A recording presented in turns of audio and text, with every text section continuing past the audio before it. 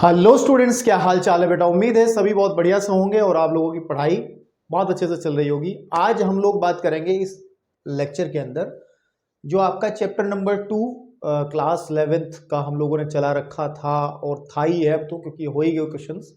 इसके सारे टॉपिक्स हमने डिस्कस कर लिए हैं। बस अब इस मिसलेनियस एक्सरसाइज विविध प्रश्नावली बची है, उसको आज हम लोग फिनिश करते हैं, फिर चैप्टर खत्म। ठीक है, तो विविध प्रश्नावली के क्वेश्चंस हैं जिसमें क्वेश्चन नंबर 1 आपकी स्क्रीन पे पहले ही लिखा है और सभी बातें जो अब तक सीखी हैं, ठीक है ना, उसी का यूज करते हुए हम लोग आगे बढ़ेंगे और इन सभी क्वेश्चंस को करेंगे। ठीक है, तो जैसे कि इसमें पहले क्वेश्चन में कहा है कि संबंध जो हमारे पास f है और fx की डेफिनेशन दी है कि fx जो है वो बराबर है एक्स स्क्वायर के बराबर होगा अगर x का मान 0 और 3 के बीच का आएगा, और इस fx की परिभाषा 3x रहेगी अगर x का मान 3 और 10 के बीच से आता है।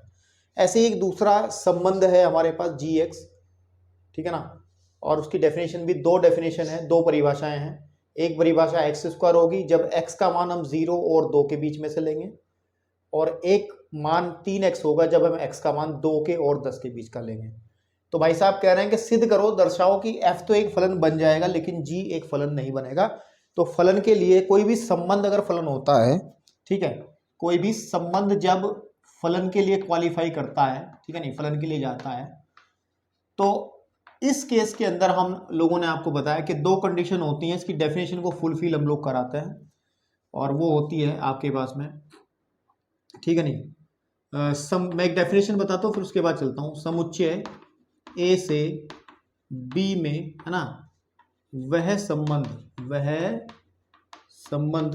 ठीक है, वह संबंध फलन कहलाता है, फलन कहलाता है, ठीक है नहीं, कहलाता है, ठीक है नहीं, जिसमें समुच्चय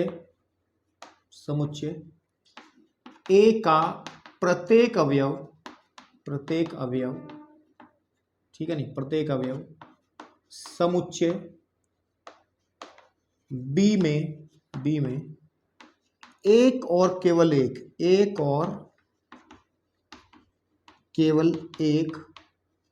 ठीक है, प्रतिबिंब, ठीक है, रखता है। ठीक है, ये डेफिनेशन कोई नई डेफिनेशन नहीं है कि पहली बार आप लोग सुन रहे हो, कि बहुत कायदे से, बहुत ही अच्छे से बहुत सारी वीडियोस पे खर्च हुई हैं इसको समझाने में, इस पे बहुत सारे एग्जांपल्स करे हैं, क्योंकि ये लेक्चर 12वां है लेकिन इससे पहले 11 में मैंने बहुत काम इस पे किया है। तो कोई भी संबंध अगर इस कंडीशन को फॉलो करता है तो फलन चला जाता है। और इसके अंदर दो मेन बातें होती थी कि ए का प्रत्येक अवयव, पहली बात ये, ठीक है नहीं, और दूसरा एक और केवल एक प्रतिबिंब, है ना आपके पास में, ये दूसरी बात थी। तो दो बात अगर क्वालिफाई कर जाता है कोई संबंध तो वो फलन बन जाता है। लेकिन भाई साहब ने पहले ही कहा है, मेरे को ज्यादा दिमाग नहीं लगाएंगे, कह रहे कि एफ एक फलन है और जी नहीं है, तो बस हमें फॉल्ट ढूंढना है कि जी क्यों नहीं है और एफ क्यों है। ठीक है, तो जैसे मैं सबसे पहले मैं इस क्वेश्चन को जब हल करता हूं तो मैं उठा लेता हूं, पहले एफ के बारे में बात करता हूं। एफ एक्स की जो वैल्यू है वो आपकी एक्स स्क्वायर है, चेक कर लो। जब यदि x जो है वो 0 और 3 के बिल्कुल बीच का है ना आपके पास में, और fx की जो वैल्यू है, fx का जो मान है, ये नियम जो है वो 3x के तरीके से काम करेगा। यदि x जो वैल्यू लेगा वो 0, 3 से बड़ी और आपके पास में 10 के से छोटी या बराबर, तो ये जो रीजन है, यानी कि ये जो क्षेत्र है, x का जो दायरा है, x का दायरा 0 से 3 के बीच का है। अगर संख्या रेखा पे देखा जाए कि यहाँ कहीं 0 होगा, यहाँ पे कहना कि 3 आ जाएगा, 1 2 3, है ना आपके पास में, आगे चलते चलते कहीं 10 आ जाएगा। तो x जो वैल्यू ले रहा है वो यहाँ से यहाँ तक की सारी वैल्यूज ले रहा है, ठीक है, 0 से स्टार्ट होती है, वो 3 भी लेता है। पहले केस में तो ये वैल्यूज ले रहा है, 0 से 3 का मतलब यहाँ के बीच के मान है, और फिर 3 से लेकर 10 का मतलब ये तो है ही है, और यहाँ 10 तक ये सारे मान ले रहा है। ठीक है, तो अब मैं क्या करता हूं, इन दोनों क्षेत्रों में, दोनों ही रीजन, दोनों बाउंडेशंस के अंदर हमारे पे कॉमन पॉइंट है 3, बाकी सब जगह सही आएगा। आप इनमें से कोई भी एक पॉइंट उठा लेंगे, 1 2, है ना। आप जब 1 रखोगे, है ना, जब हम लोग f1 का मान निकालेंगे तो यानी कि इस वाले का भाई इस वाले रीजन की बात हो रही ना, तो मतलब इसमें हम जब 1 निकालेंगे तो आपको पता है कि 1 का वर्ग 1 ही होता है, तो 1 आ जाएगा। और अगर मैं इसमें 2 रखूंगा तो 2 का वर्ग 4 होता है, तो 4 आ जाएगा fx का मान। क्या इसके अंदर कोई और भी ऐसा पॉइंट होगा जिसका मान 1 या 4 आ जाए? नहीं होगा ना। मतलब 0 से 3 के बीच में जितने भी पॉइंट्स आएंगे उन सभी के लिए हमें fx का एक और केवल एक ही मान प्राप्त होता है, जो कि इसको फुलफिल करता है। चलिए, हमने इसके बीच का देख लिया, है ना। 0 को लेकर के भी कर सकते थे। f0 अगर हम देखें, f0 आपके पास में 0 ही आएगा, है ना। 0 का वर्ग 0 ही होता है, और ये और कहीं भी 0 नहीं आएगा, कहीं भी 0 नहीं आएगा। 0 से 3 तक की बात कर रहा हूं सिर्फ अभी, ठीक है। तो आई थिंक ये कंफर्म है कि ये 0 से लेके 3 तक तो फलन वाली कंडीशन को फॉलो कर रहा है, क्योंकि हर एक पॉइंट पर फलन हमारा परिभाषित है और हर एक पॉइंट पर फलन एक अलग मान दे रहा है, एक अलग मान दे रहा है। तो अब देखते हैं, इसमें 3 पे ट्राई करते हैं। अब 3 पे तो f जो 3 होगा, f जो 3 होगा, मैं इसको लिखता हूं, मैं 3 पे चेक करता हूं। मेन पॉइंट इसका 3 ही है, क्योंकि कॉमन पॉइंट 3 है। 3 यहां भी है, 3 यहां भी है, तो मैं 3 पे चेक करता हूं। तो जब x इक्वल टू 3 होता है तो मेरा fx जो है, fx दो तरीके से निकाला जा सकता है। fx कैसे निकाला जा सकता है? दो तरीके से। अगर x बराबर 3 है तो सबसे पहले fx निकालो आप, fx निकलेगा 3, क्योंकि यहां बराबर है तो 3 का वर्ग 9 आ जाएगा, ठीक है ना। और लेकिन अगर 3 यहां भी तो है, मतलब जब आगे की तरफ बढ़ेंगे 3 4 5 6 ऐसे करते करते, तो 3 इस रीजन में भी तो आ रहा, तो 3 देखो यहां भी है। तो अगर मैं यहां पे 3 भरूं तो f जो 3 है मेरा, f जो 3 है, ठीक है, थोड़ा लिखने का तरीका बदल दूं, नहीं तो मजा नहीं आएगा, है ना। तो यहां पे लिखता हूं x इज इक्वल टू 3 पर, ठीक है नहीं, f3 जो होगा अकॉर्डिंग टू दिस 3 का वर्ग होगा, चूंकि यहां लिख देंगे कि fx इज इक्वल टू होता है x स्क्वायर, इसलिए हमने ऐसा करा, इसलिए हमने ऐसा करा, ठीक है। तो इसका मतलब ये 9 आ गया, ठीक है। थोड़ा सा दूर लिखो, सच दैट चूंकि fx इज इक्वल टू हमारा होता है x स्क्वायर। फिर f3 निकालो, वो भी आपके पास में इसके हिसाब से 3 गुणे 3 आपके पास में 9 आएगा, 3 3 9, चूंकि जो fx की डेफिनेशन है वो कहती है वो 3x है ना। तो भर के देख लो, तो देखो क्या, अब देख क्या पा रहे हो, हमारे पास में जो 3 हमारे जो कॉमेंट पॉइंट बन रहा था उस पे वैल्यू 9 9 ही आ रही है। इसका मतलब हम अगर इसको थोड़ा सा डायग्राम से देखें, यहाँ पे जो 3 पॉइंट होगा वो हमारे पास में 9 पे मैप करेगा। मतलब दो अलग अलग, इन दो ये पॉइंट जो है इस पर अलग अलग वैल्यूज हमें नहीं मिल रही है, तो हम लोग कह सकते हैं कि ये है एक फलन है। fx क्या है? हमारा एक फलन है, तो हम लिख देंगे, ठीक है नहीं, आपके पास में। तो चूंकि चूंकि fx, ठीक है नहीं, fx x के सभी, है ना, सभी मानों पर परिभाषित है, ठीक है नहीं, परिभाषित है, तथा fx के,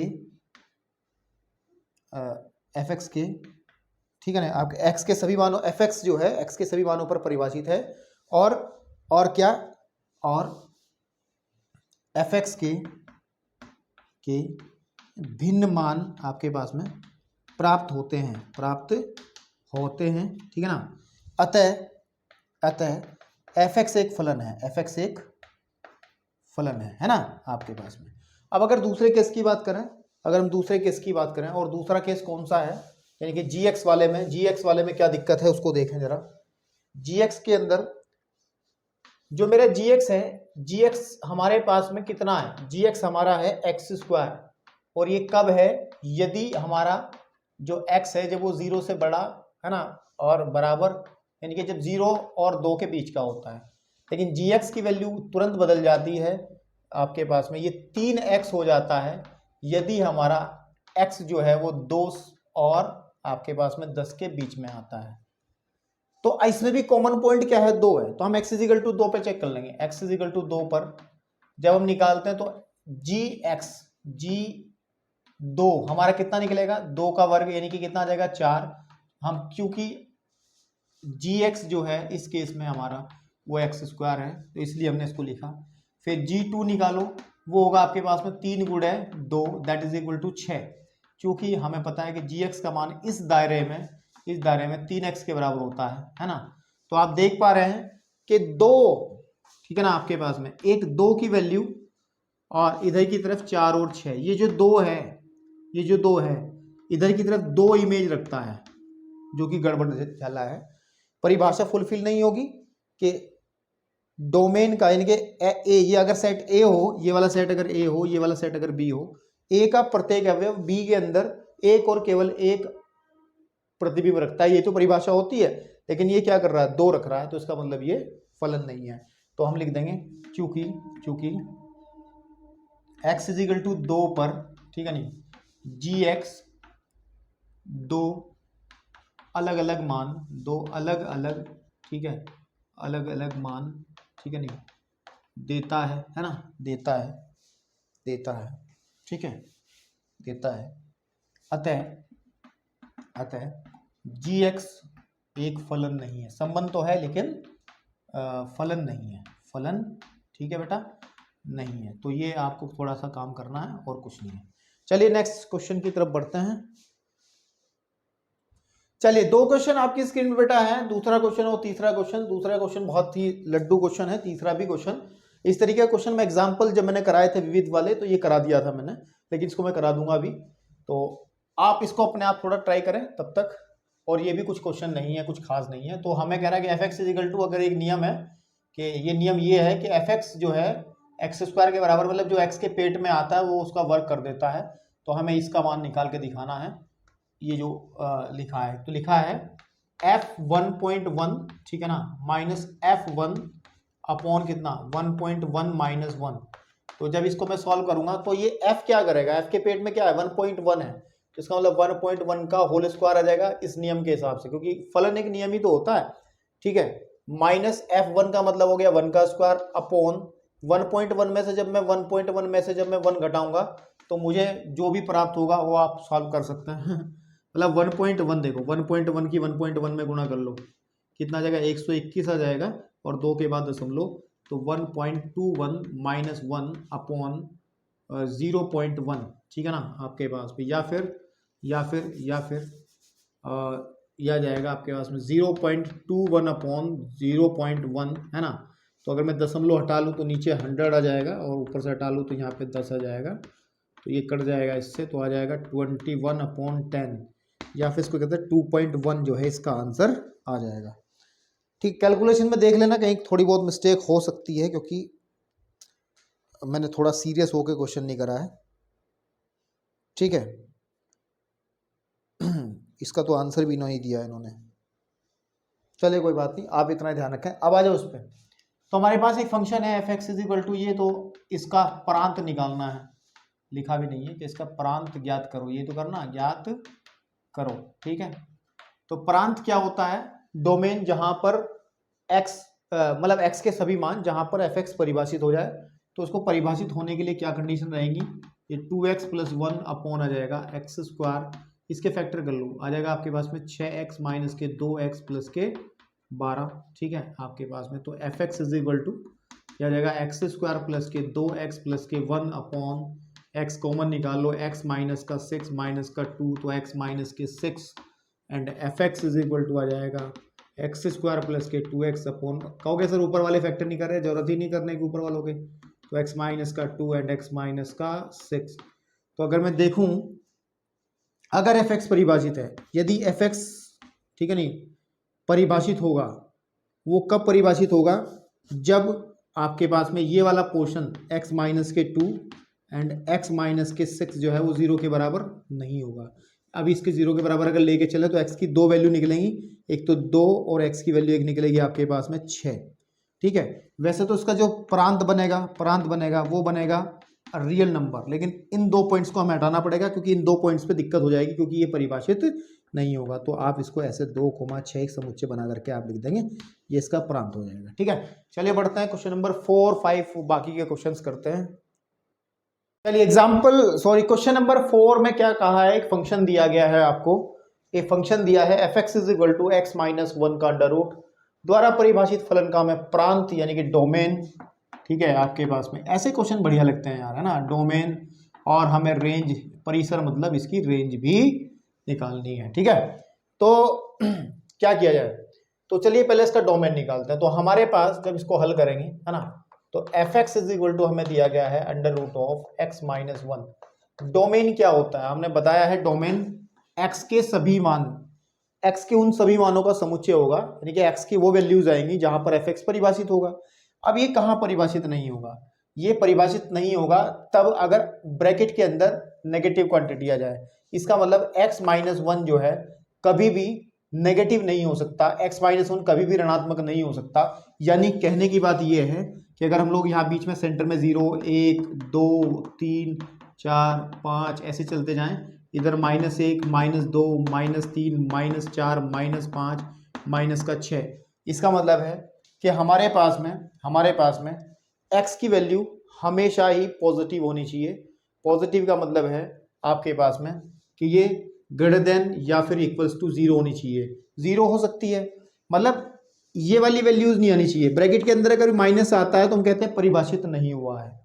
तो हम लोग इन वैल्यूज को हटा करके हमें 0 से लेकर इधर की कोई भी वैल्यूज आ जाएगी। और आपको मैंने बताया था पिछले वाली वीडियो के अंदर भी, इधर हमें इन्फानाइट कह देते हैं और उधर माइनस का इन्फानाइट कहते हैं। ये इधर इन्फानाइट तक जाएगी, इधर माइनस के इन्फानाइट तक जाएगी, प्लस के इन्फानाइट इधर, माइनस का इधर। तो मेरे भाई तो इसका मतलब क्या है, अब ये असमीका बन गई। अब ये क्या बन गई, असमीका।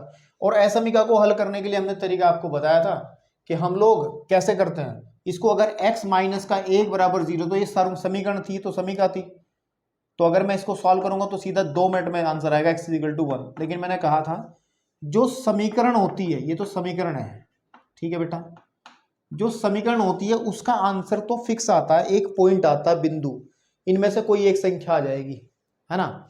लेकिन जब असमीका की बात होती है, असमीका का मतलब बराबर का चिन्ह ना होकर के ये बड़ा छोटा इस तरीके की बातें हो रखी हूं, तब एक आंसर, पर्टिकुलर आंसर नहीं आता, फिर एक समुच्चय आता है, आंसर्स का एक समुच्चय आता है, ठीक है।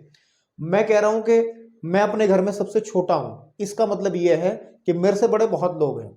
समझ में आ रही बात, एक पूरा के पूरा समुच्चय मतलब मेरे से बड़े लोगों का है, ठीक है।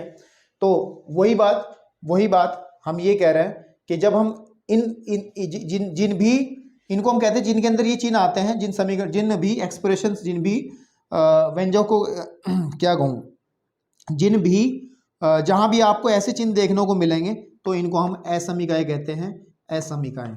और असमीका को हल करने का तरीका मैंने आपको पहले वाली वीडियो में भी लेक्चर में बताया था, लेकिन अभी बताता चलता हूँ।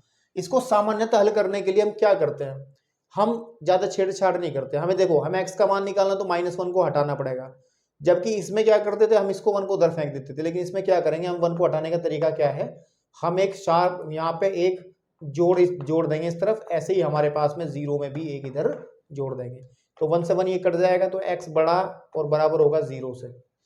आप कहोगे सर कोई फायदा थोड़ा ही है, बिल्कुल है भाई, यही पैटर्न से आप अगर सॉल्व करोगे असमीकाओं को तो गलती होने की, त्रुटि होने के चांसेस बहुत कम होते हैं, ठीक है। ओके, तो मेरे भाई हमारे पास जो इसके ये x की वैल्यू 0 से हमेशा बड़ी या बराबर होंगी, इसका मतलब हमारे पास में 0 भी हो सकती है x की वैल्यू, ठीक है। क्या 0 हो सकती है क्या x की वैल्यू,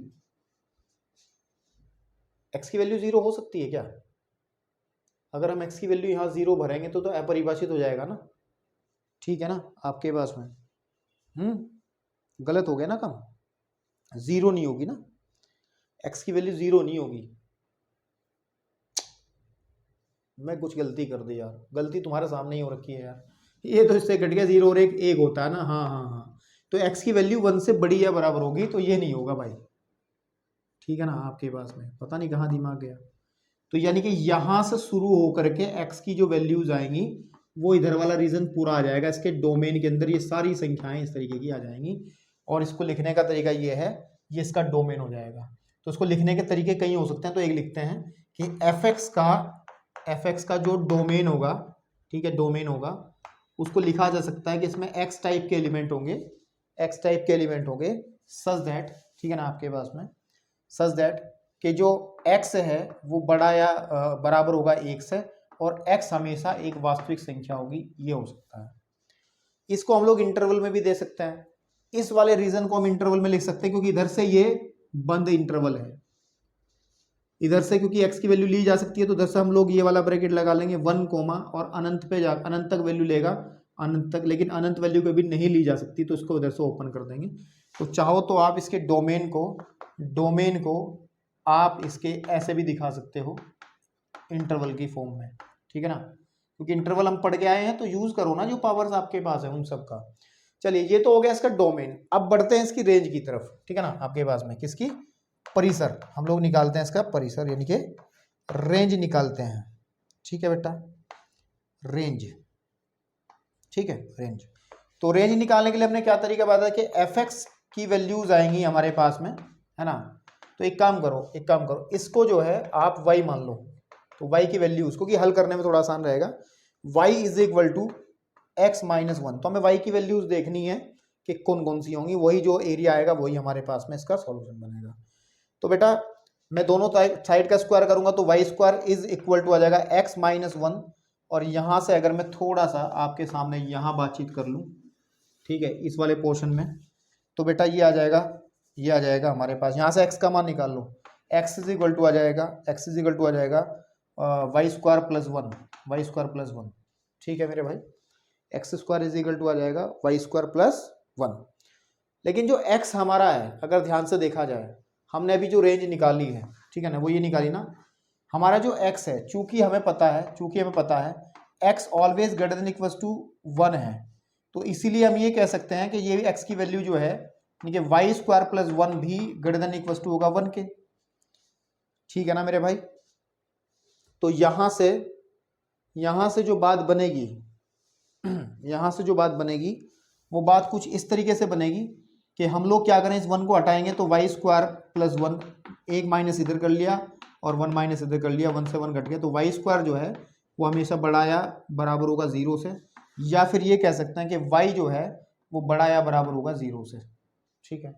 इसका मतलब वाई की जो वैल्यू आएगी वो इस डायग्राम के अंदर, अब मैं इसको अभी तो मैंने बनाया था किसके लिए, समझने के लिए बना रहा हूं मैं सिर्फ इस चीज को, ज्यादा टेंशन नहीं लेनी है।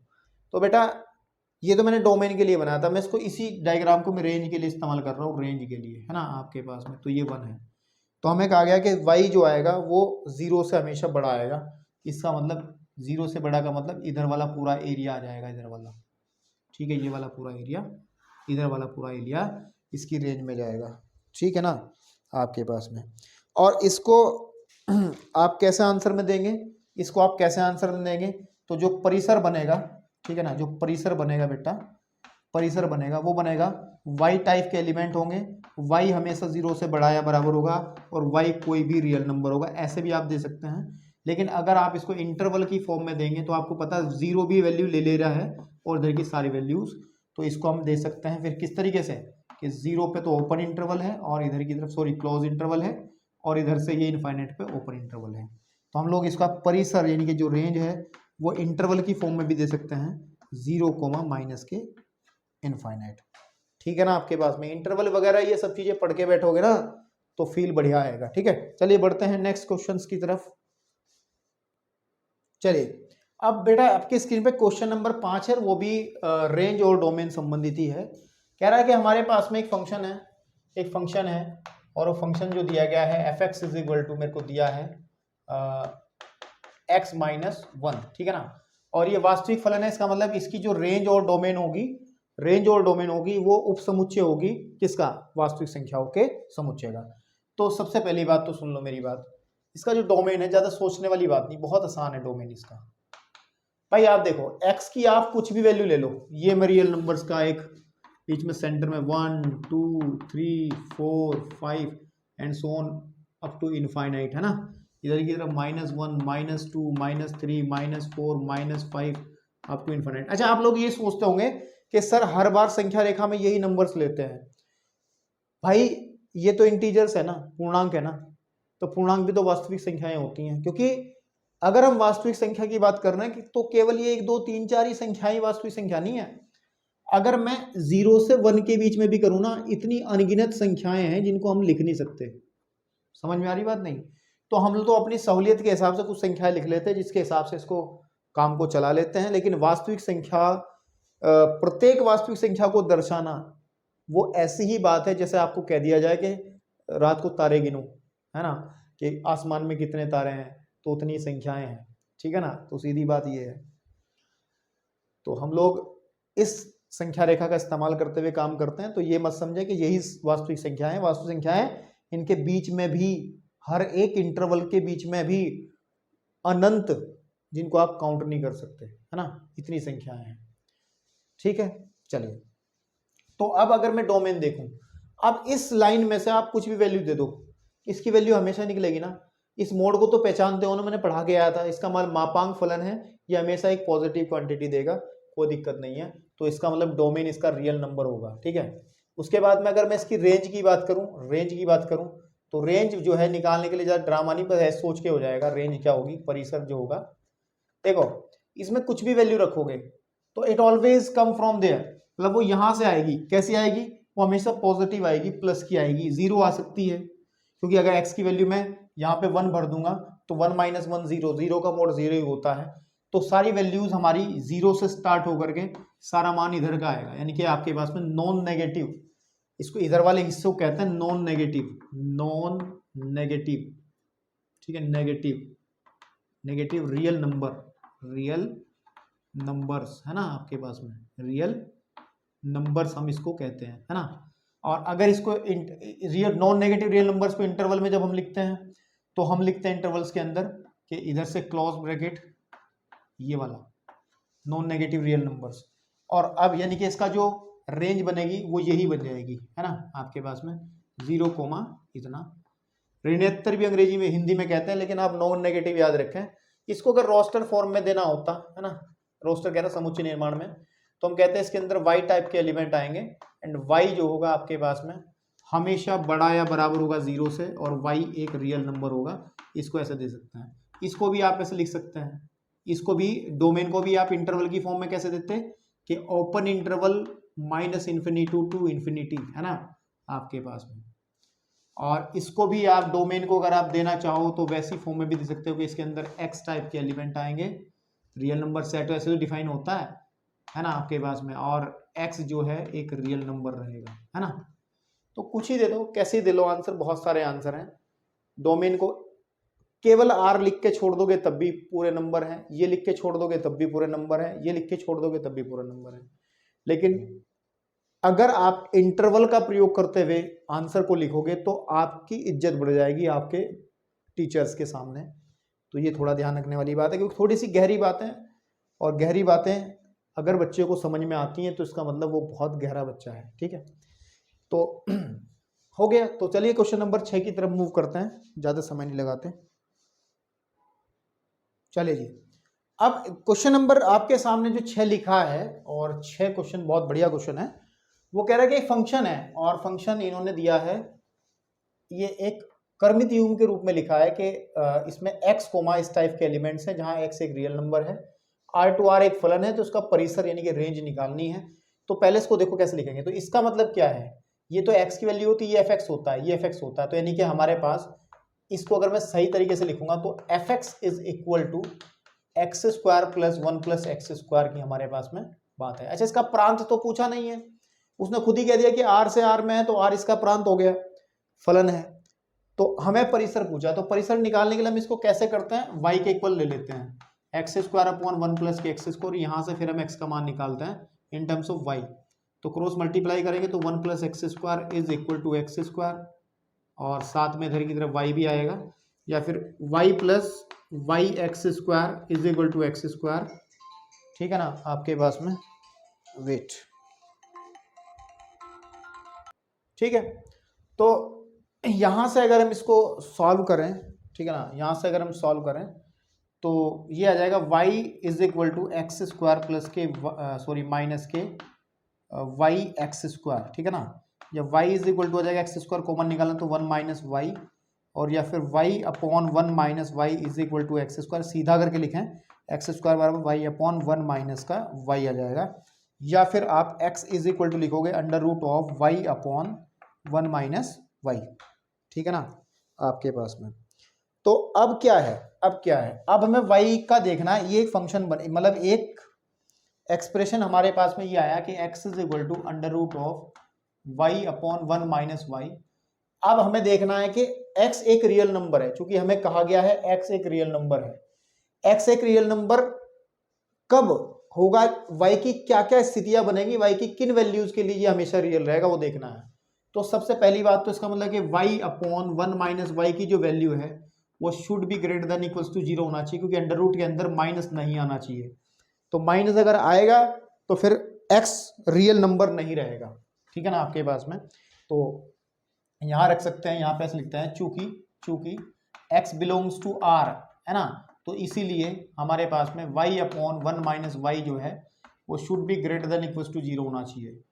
तो अब अगर ये ग्रेटर देन इक्वल्स टू 0 है, यानी कि इससे दो बातें आपको समझ में आ रही, y अपॉन 1 माइनस के y, ठीक है ना, आपके पास वो ग्रेटर देन है 0 से, और या फिर y अपॉन 1 माइनस वाई जो है वो बड़ा है, सॉरी बराबर है 0 के, एक बार बराबर 0 है, एक बार बड़ा है 0 से।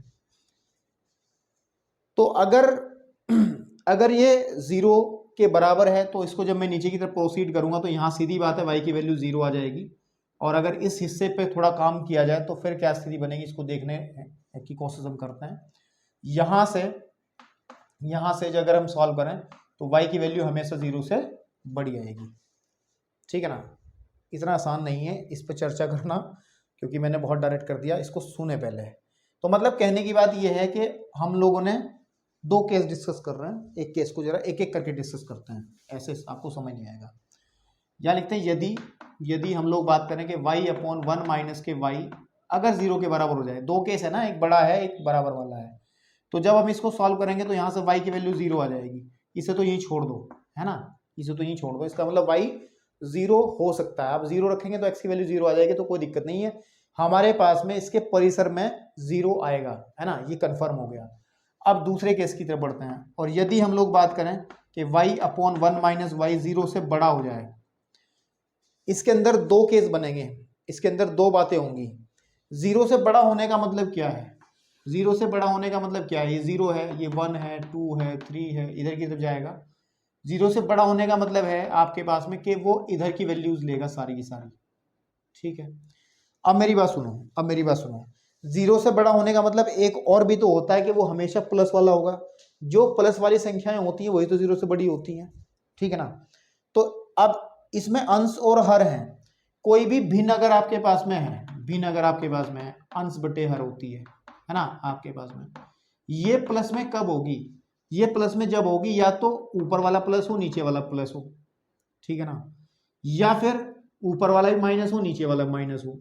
तो मतलब दो केस बन रहे हैं इसमें भी, इसमें के y अपॉन 1 माइनस वाई बड़ा होगा 0 से, यदि y जो है आपके पास में वो 0 से बड़ा हो, तथा 1 माइनस वाई भी 0 से बड़ा हो। मतलब क्या है, इस सेंटेंस का मतलब समझ रहे हो ना भाई, ये 0 से बड़ा कब होगा, ये 0 से बढ़ेगा मतलब प्लस में कब आएगा, जब ऊपर वाला प्लस वाला होगा नीचे वाला प्लस होगा, ऊपर वाला प्लस नीचे वाला प्लस, ठीक है ना। तो यहां से एक रेंज मिल रही है हमें कि y, ठीक है ना, 0 से बड़ा तथा आपके पास में, और यहां को अगर हम लोग सॉल्व करें तो माइनस वाई, इसमें मैं एक घटा दे रहा हूं इधर से, और 0 माइनस 1 कर दे रहा हूं, तो ठीक है नहीं, ऐसे तो 1 से 1 कट जाएगा हमारा, ठीक है ना। तो minus why should be minus 1 हो जाएगा, ठीक है ना। और आपको मैंने बताया था कि अगर माइनस हटेगा, असमीका के अंदर बहुत दिक्कतें होती हैं। देखो -4 जो है वो बड़ा होता है -3 -6 से, ये तो बात सबको पता है। लेकिन अगर मैं माइनस हटा दूंगा तो 4 क्या बड़ा रहेगा 6 से, नहीं, उल्टा हो जाएगा। तो ऐसे ही यहाँ पे ध्यान दें, अगर माइनस हटा दिया जाए तो ये केस हो जाएगा, y जो है छोटा हो जाएगा 1 से, y जो है वो छोटा हो जाएगा आपके पास में किससे, 1 से छोटा हो जाएगा, ठीक है, क्लियर है, ओके। तो कहने की बात ये है, अगर हम लोग इन दोनों कॉम्बिनेशंस को y बड़ा है 0 से तथा करके साथ साथ चल रहा हूं मैं, y बड़ा है 0 से तथा ऐसा है, इसको अगर मैं कंबाइन कर लूं, इसका मतलब y जो है किस रेंज में आएगा, वो 0 1 से छोटा और 0 से बड़ा। इसको हम ये लिख सकते हैं ना, इस बात को ये लिख सकते हैं ना हमारे पास में, क्लियर है।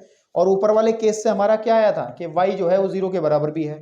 तो कहने की बात ये है अभी एक केस और बाकी है इसमें, ठीक है नहीं, केस फर्स्ट यहाँ पे लिख लेंगे हम, केस फर्स्ट, केस, ये केस फर्स्ट है इस वाले में, ठीक है ना।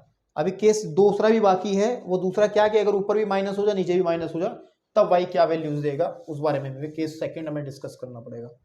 तो केस सेकंड में यहां से देखेंगे आप, केस फर्स्ट से ना सॉल्व करते हुए वाई की जो रेंज आई है वो ये आ गई, ठीक है। केस फर्स्ट से सॉल्व करते हुए वाई की रेंज जो है वो ये आ गई, ठीक है आपके पास में, ओके। तो अगर हम लोग केस सेकंड डिस्कस करें कि केस सेकंड में यहां से कि y अपॉन 1 माइनस वाई जो है वो 0 से बड़ा है, ये कब होगा, यदि y भी 0 से छोटा हो जाए तथा y भी 0 से छोटा हो जाए, है ना, और 1 माइनस वाई भी 0 से छोटा हो जाए। अच्छा एक बात बताओ, ये केस फेल नहीं हो जाएगा क्या? अगर मैं शुरुआत में ही चला जाऊं, नहीं ठीक है चलते रहो। तो अब अगर मैं इसको सॉल्व करूं तो y जो है छोटा होगा 0 से तथा यहां पे देखो 1 माइनस वाई -1 कर लिया, इसे भी 0 -1 कर लिया, तो y छोटा होगा 0 से तथा 1 से 1 कटा तो माइनस वाई छोटा होगा -1 से, या फिर इसको y छोटा होगा 0 से तथा ये जो y है, ठीक है, ये बड़ा हो जाएगा 1 से, यानी कि इसका बिल्कुल विपरीत केस बन जाएगा हमारे पास में, ठीक है ना, इसका बिल्कुल विपरीत केस बन जाएगा, ठीक है। देखो अब अच्छा इसको थोड़ा इसको फील करो, ये कहना क्या चाह रहा है, मैं ये कहना चाह रहा है कि 0 बीच में है, इधर 1 है, ये 2 है, ये कहता है 0 से छोटा मतलब इधर वाला हिस्सा है ना, 0 से छोटा तो ये -1 -2 यही आएगा ना, और ये बात कहते हैं 1 से बड़ी मतलब ये वाला हिस्सा। एक बात बताओ मुझे एक बात बताओ यार, x का y का मान गड़बड़ नहीं हो रहा क्या कि 0 से छोटा 1 से बड़ा, कुछ भी कॉमन नहीं है इन दोनों के बीच में, तो बात समझ रहे हो ना, तभी तो आंसर मिलता ना भाई का। इसका मतलब ये वाला केस हमारा फेल हो जाता है, जो कि संभव नहीं है ना, ये हमारे पास में ये संभव नहीं है। ये थोड़ा सा क्लास 10th से निकल करके सीधा ऐसी चीजें सीखना मुश्किल रहता है, मैं जानता हूं, लेकिन सीखनी पड़ेंगी।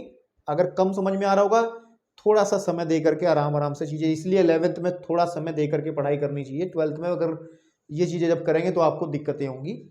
तो संभव नहीं है, हमने लिखा संभव नहीं है। तो संभव क्या क्या था, संभव हमारे पास में था नंबर 1 दिस, नंबर 2 दिस। अतः जो हमारे पास में रेंज बनेगी, ठीक है ना, जो रेंज बनेगी वो बनेगी भाई 0 के बराबर है, और इसको दोनों कंबाइन कर लो कि जो y है, ठीक है ना, आपके पास में जो y है वो 0 से बड़ी रहेगी और बराबर भी, क्योंकि बराबर यहाँ आ गया, और 1 से छोटी रहेगी, है ना। और ये हमारे पास की रेंज बनेगी। रेंज को ऐसे नहीं लिखेंगे, इसको लिखने का तरीका थोड़ा सा बदलेंगे। हम लिखेंगे जो रेंज बनेगा, रेंज जो बनेगी उसके अंदर y टाइप के एलिमेंट होंगे, सच दैट के y ऐसा होगा और y कोई रियल नंबर होगा आपके पास में, एंड y जो है कोई भी रियल नंबर होगा आपके पास में, ठीक है ना। अगर इंटरवल की फॉर्म में आप इसे देंगे, तो इसको लिखेंगे, इसको इंटरवल देंगे, इधर से क्लोज इंटरवल आ जाएगा 0 कोमा, इधर से ये ओपन इंटरवल आ जाएगा 1, है ना आपके पास में, नहीं इधर से क्लोज और इधर से ओपन आपके पास में, क्योंकि 1 से बिल्कुल, क्योंकि देखो 1 के बराबर अगर हो जाएगा, देखो सुनो इस पे देख लो, अगर y का मान 1 के बराबर हो जाएगा तो ये काम गड़बड़ हो जाएगा। या 1 के बराबर लिखें तो 1/0 तो x इनफाइनाइट हो जाएगा, तो ये रियल नंबर नहीं रहेगा। तो इसीलिए मेरे भाई ऐसा हुआ है, ठीक है। अब मुझे बहुत डर सा लग रहा है कि शायद आपको बहुत डरना लगना शुरू हो जाए, लेकिन बड़ा ही मजा है इन चीज़ों में। अगर थोड़ा फील करके आपने चैप्टर्स को पढ़ा होगा तो ये चीज़ें समझ में आ रही होंगी। अगर नहीं भी आ रही होंगी तो घबराने वाली बात नहीं है, थोड़ा रोक दो इसको, अगला चैप्टर करने के बाद में फिर दोबारा रिकॉल करना इस चैप्टर को, तब दिमाग थोड़ा खुल जाएगा, तब अच्छे से समझ में आएंगे, ठीक है। तो जरा इसको स्क्रीनशॉट लो, वीडियो को पॉज करके फटाफट मैं बढ़ता हूँ नेक्स्ट क्वेश्चन की तरफ। चलिए बेटे, विविध प्रश्नावली के 7th क्वेश्चन की तरफ बढ़ते हैं, और ये बहुत ही लड्डू क्वेश्चन है। लड्डू क्वेश्चन इस लिहाज से है क्योंकि बेटा हमने आपको वास्तविक फलनों की बीजगणित पढ़ाया था, जिसमें फलन को जोड़ना, घटाना, गुणा करनी, भाग करने वाले कॉन्सेप्ट बताए थे। तो हमने एक बात वहां बताई थी कि अगर हमारे पास में दो फंक्शन हो, ए फंक्शन f है और ये फंक्शन g है, इनको अगर जोड़ना है तो इसके लिए जरूरी कंडीशन ये है कि इसका डोमेन और रेंज और इसका डोमेन और कोडोमेन, इसका डोमेन और कोडोमेन सेम होने चाहिए, और जो कि उसने खुद ही कहा है दोनों फंक्शंस की डोमेन आर है और कोडोमेन भी आर है। तो अब मुझे निकालना है एफ प्लस जी एक्स निकालना है मेरे को। तो सिंपल सी बात है, एफ एक्स की वैल्यू एक्स प्लस 1 है, that is equal to F X plus G X, है ना। तो मेरे पास एफ एक्स की वैल्यू एक्स प्लस 1 है और इसमें जोड़ देंगे 2x प्लस के 3, जो भी होगा आप लोग बच्चे समझदार हो आंसर कर लेना इसका। घटाएंगे तो क्या आ जाएगा कि एफ एक्स माइनस जी एक्स कर लेंगे, यानी कि एक्स प्लस 1 में से हम लोग घटा देंगे किसको, 2x माइनस के 3 को, आंसर आ जाएगा। ठीक है, और इसमें आ जाएगा F X upon G X, F X upon G X that is equal to, ये तो कुछ भी नहीं था यार, क्या करने बैठ गया मैं, ये आप लोग कर सकते हो। चलिए बढ़ते हैं 8वें क्वेश्चन की तरफ इस एक्सरसाइज के।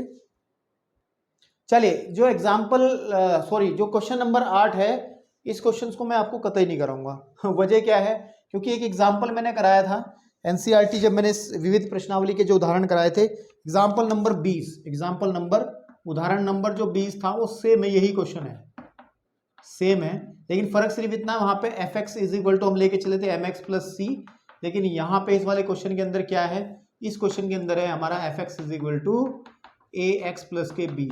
तो वहां पे हमने m और c के मान निकाले थे, है ना। यहाँ पे आप a और b के मान निकालेंगे, कैसे निकालेंगे इस बारे में कोई बात नहीं करूंगा क्योंकि मैं कर चुका हूं, सेम बहुत कायदे से समझाया था। तो एग्जांपल नंबर 20 देखें इस एक्सरसाइज का। चलिए अब 9th जो क्वेश्चन आपके सामने है बेटा, इस तरीके का भी क्वेश्चन हमने एग्जाम्पल के अंदर एक देखा था, लेकिन चलिए यहाँ बात करते हैं। कह रहा है कि एक आपके पास में r है, एक संबंध इस तरीके से है कि उसमें ए बी टाइप के एलिमेंट है, ए बी कोई भी प्राकृतिक संख्याएं हैं, और कैसी इनके बीच में संबंध क्या है, a is equal to B square, यानी कि जो पहले वाला जो घटक है वो दूसरे का वर्ग है, ठीक है, द्वारा परिभाषित है। तो क्या निम्नलिखित कथन सत्य हैं, ये वाले हमें चेक करने हैं। तो मैं एक एक को चेक करता हूँ, नंबर 1 को चेक करता हूँ। पहले कह रहा है a कोमा ए, अच्छा सुन लो मेरी बात, अगर हम a कोमा बी हम कहते हैं r में है, इसका मतलब ये है कि a जो है ना, a जो है वो बी स्क्वायर के बराबर है, इसका सही मतलब ये है, इसका सही मतलब ये, इस परिभाषा का मतलब। तो अगर हम लोग बात कर रहे हैं कि a कोमा ए अगर हमारे पास में r में है, ठीक है, इसका मतलब ये होगा, कि a जो है वो a स्क्वायर के बराबर होगा। अब मुझे एक बात बताओ, a is equal to A square, कोई संख्या अपने ही वर्ग के बराबर हो सकती है क्या, हो सकती है, लेकिन केवल एक केस में, अगर संख्या 1 हो, 1 क्योंकि 1 इज इक्वल टू 1 स्क्वायर होता है सिर्फ इसी केस में। लेकिन अगर हम लोग, है ना, ठीक है ना, यदि हम लोग ले लें, ठीक है ना, यह सत्य है, यह सत्य है यदि a इज इक्वल टू 1 हो, है ना, लेकिन a इज इक्वल टू 2 के लिए सत्य नहीं है, चूंकि आपको पता ही है कि जो a is equal to A square होगा, इसका मतलब हमारे पास में 2 कभी भी बराबर नहीं होता 4 के। अतः कथन जो हमारे पास में फर्स्ट है असत्य है। उठाओ, अब बात करते हैं दूसरे कथन की। दूसरा कथन क्या कह रहा है मेरे को, दूसरा कथन क्या कह रहा है भाई, कि अगर, देखिए सुनो मेरी बात, दूसरे कथन में कि अगर a कोमा बी बिलोंग करता है r को तथा b कोमा सी, है, तो इसका मतलब क्या है, क्या ये कह रहा है क्या b और a भी r को बिलोंग करेगा। इसका मतलब क्या होगा, इसका मतलब होगा कि a जो है, पहले इसका मतलब लिखते हैं, मैं इसकी लेफ्ट हैंड साइड लेता हूँ कि a कोमा बी बिलोंग करता है r को, इसका मतलब है कि a बी स्क्वायर के बराबर है, ठीक है ना, आपके पास में। तो ऐसे तो बातें करने से कुछ हासिल नहीं होगा, लेकिन हम लोग कुछ एग्जांपल लेके चलते हैं। सपोज कर लो a की जगह आप, ठीक है ना, आपके पास में मैं a इज इक्वल टू लेता हूँ 4 तथा मैं लेता हूँ b इज इक्वल टू लेता हूँ 2। अब देखो 4 कोमा 2 जो है वो r में होंगे, है ना, क्यों होंगे, क्योंकि आपको पता 4 जो है वो 2 के स्क्वायर के बराबर होगा। क्या 2 कोमा 4 भी r में होंगे क्या, उल्टा वो कहना चाह रहा है, दिस इंप्लाई, इसका मतलब क्या होगा कि 2 जो है वो 4 स्क्वायर के बराबर होगा, जो कभी बराबर नहीं होता, है ना। तो इसका मतलब ये भी क्या है, कथन जो है हमारा, कथन असत्य है। क्या है? असत्य है। अब बात करते हैं थर्ड पार्ट की। थर्ड पार्ट में क्या कहा है? थर्ड पार्ट में कह रहा है कि अगर ए कोमा बी बिलोंग कर रहा है आर को तथा बी कोमा सी बिलोंग कर रहा है आर को, तो ये इंप्लाइज कह रहा है कि इसका मतलब है कि ए कोमा सी आपका आर में चला जाएगा। इसके लिए आप एक काम करो, ए को रख लो 16, बी को रख लो 4 और सी को रख लो 2 और वेरीफाई करके देखो। पहले इसको देखो, ए कोमा बी यानी कि आपके पास में 16,4 बिलोंग कर रहा है आर को। बिल्कुल सही बात है, क्योंकि जो 16 है वो 4 के वर्ग के बराबर है। ठीक है ना। और अगर मैं लूं बी कोमा सी 4,2 बिलोंग कर रहा है आर को, ये भी बात सही है कि 4 जो है वो 2 के वर्ग के बराबर है। लेकिन अब जो है अगर हम देखें ए कोमा 16,2, ए कोमा सी की बात करें, अगर ए कोमा सी की बात करें तो 16,2 बिलोंग करेगा आर को। चेक करो, बिलोंग करेगा आर को आपके पास में, क्योंकि 16 जो है वो 2 के वर्ग के बराबर होता है क्या? नहीं होगा, तो इसका मतलब ये इसको बिलोंग नहीं करेगा। अच्छा, यहां भी ये बिलोंग का चिन्ह काटना था मेरे को। ठीक है, तो ये भी आपका असत्य है, असत्य है। ठीक है ना आपके पास। चलिए बढ़ते हैं नेक्स्ट क्वेश्चन की तरफ।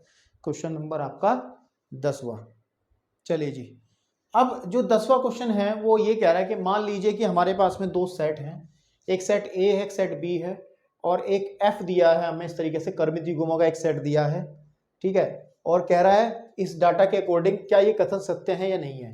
पहले कह रहा है एफ ए से बी में एक संबंध है, ये बताइए। अब देखो सीधी बात है, अगर आप संबंध की बात करेंगे तो संबंध की बात अगर हम लोग करेंगे फर्स्ट क्वेश्चन की, तो जो संबंध होता है एफ जो है वो हमेशा सबसेट होगी।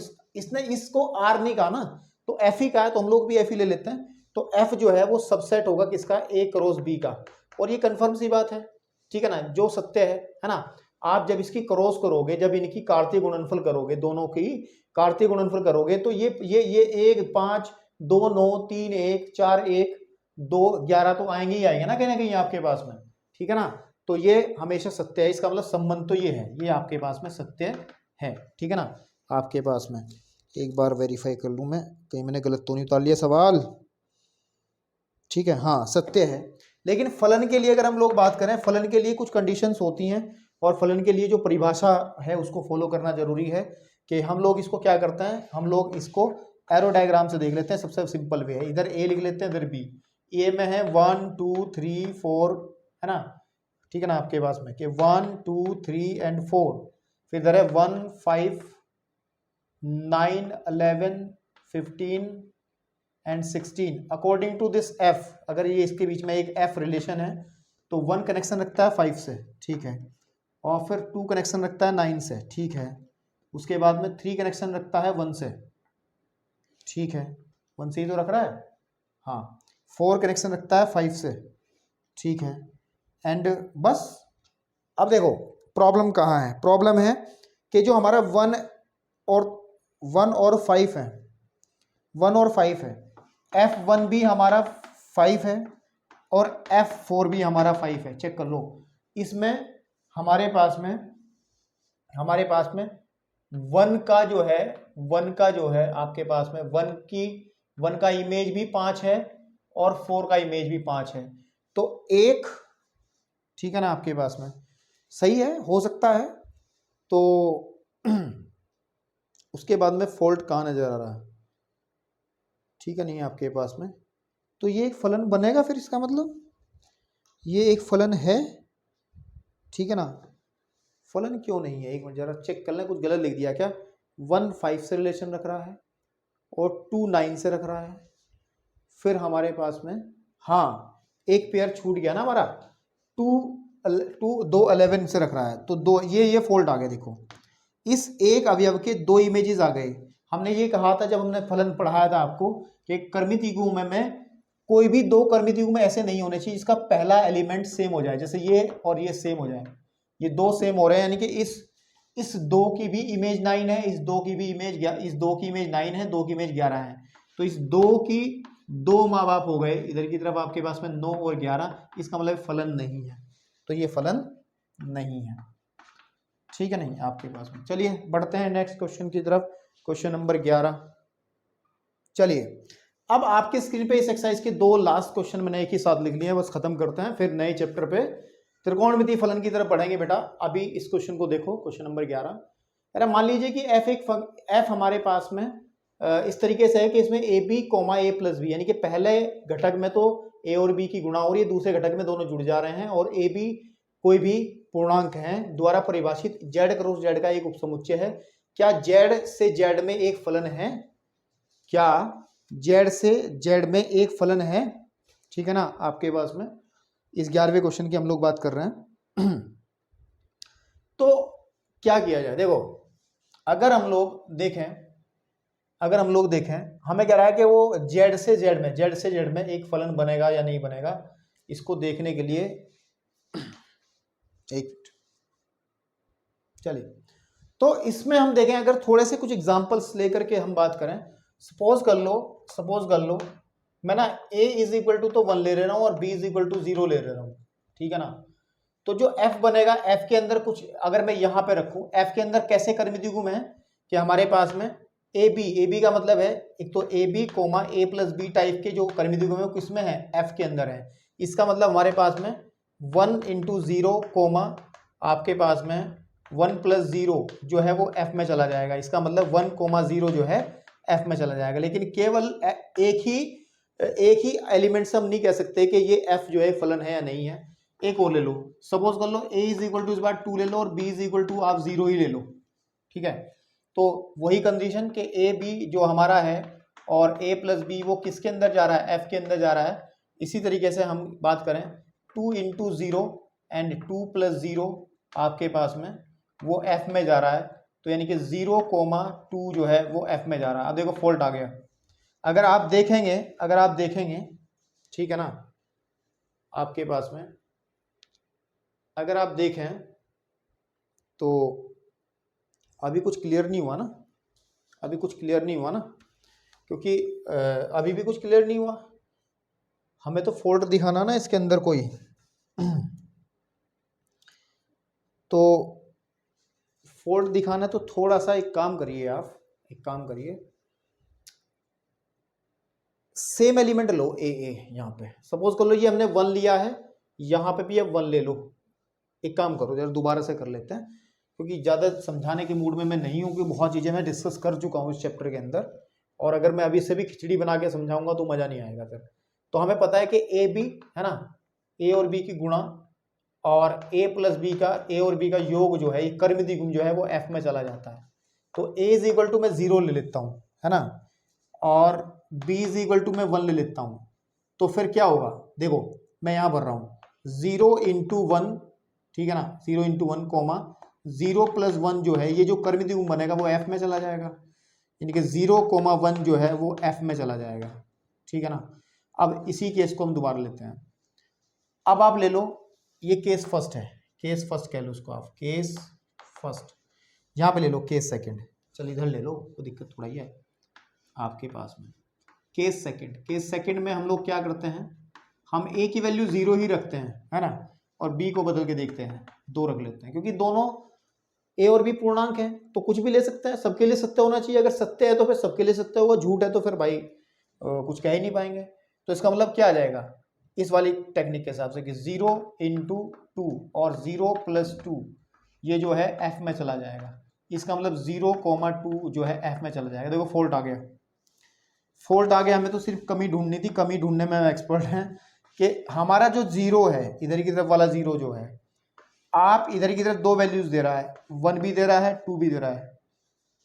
एक अवयव के 2 प्रतिबिंब कभी हो नहीं सकते जो परिभाषा का विरोध करता है, इसका मतलब ये फलन नहीं है, ठीक है। नहीं तो आप कह देंगे फलन नहीं है, ओके। चलिए अब देखो 12वें सवाल में कह रहा है कि एक सेट है हमारे पास में A और f कोई भी ना संबंध कहा, ये संबंध ही कहा है, अगर फलन नहीं लिखा है तो संबंध है a to n। एक हमारे पास में f एक संबंध है a to n, ठीक है ना। और किस तरीके से परिभाषित है कि fn जो है, जो fn देगा वो n का महत्तम, ठीक है, महत्तम अभाज्य, ठीक है, अभाज्य गुणक है। अब देखो मैं सबको ले रहा हूं, जैसे f पहले अवयव के लिए लो, a में से वैल्यू लेंगे ना पहले वाली, F9 का मान निकालो। F9 कितना निकलेगा, 9 के अभाज्य गुणनखंड करो, 3 3 तिया 9, 3 एकम 3, तो ये अभाज्य गुणनखंड आए 3,3, तो उनमें सबसे बड़ा कौन है, 3 ही है, तो 3 आ गया, है ना। F हमारे पास में अगर निकालूं मैं 10, तो 10 के अभाज्य गुणनखंड अगर हम करें तो 10 को करेंगे 2 से काटेंगे तो 2 पंजे 10 और 5 1, तो ये दो गुणनखंड आए 2 और 5, तो बड़ा कौन सा है 5, तो यहाँ पे 5 लिख देंगे। F अगर हम देखें 11, तो 11 के अभाज्य गुणनखंड क्या आएंगे भाई, 11 के तो 11 एकम 11 ही होगा ना, है ना, तो ये 11 ही आ जाएगा। फिर अगर हम लोग बात करें कि F12 के अगर निकालेंगे तो 12 के अभाज्य गुणनखंड 2 छिक्के 12 और 2 तिया 6, फिर 3 एकम 3, तो 3 सबसे बड़ा है तो 3 आ जाएगा, है ना। और उसके बाद में F13 का तो 13 ही होगा, क्योंकि 13 खुद ही एक अभाज्य है, तो और कोई काटेगा ही नहीं। तो जो रेंज हमें पूछा है इसकी, जो रेंज होगी, तो रेंज क्या बनेगी इसकी, रेंज आपके पास में यानी कि परिसर जो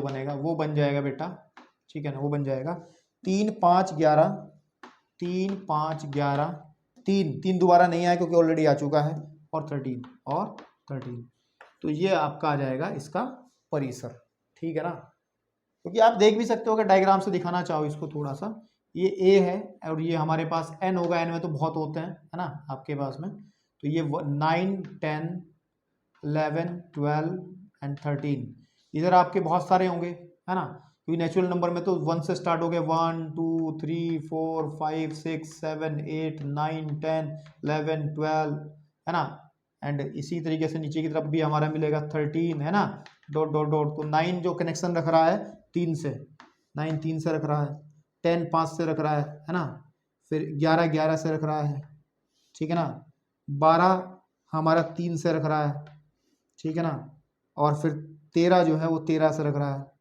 ठीक है। तो ये इस तरीके से आप इसको समझ सकते हैं, ठीक है। तो बेटे ये थी इस चैप्टर की लास्ट एक्सरसाइज, लास्ट क्वेश्चन, सब कुछ हो चुका है। थोड़ा सा दमदार चैप्टर जरूर है, लेकिन आपको लोगों को सलाह है हल्के में ना लें, कायदे से आराम से बैठ के समझ के एकांत में पढ़ने का प्रयास करें, ठीक है नहीं, बाकी सब चीज़ें ठीक हो जाएंगी। चलिए मुलाकात होगी नेक्स्ट चैप्टर के अंदर, धन्यवाद।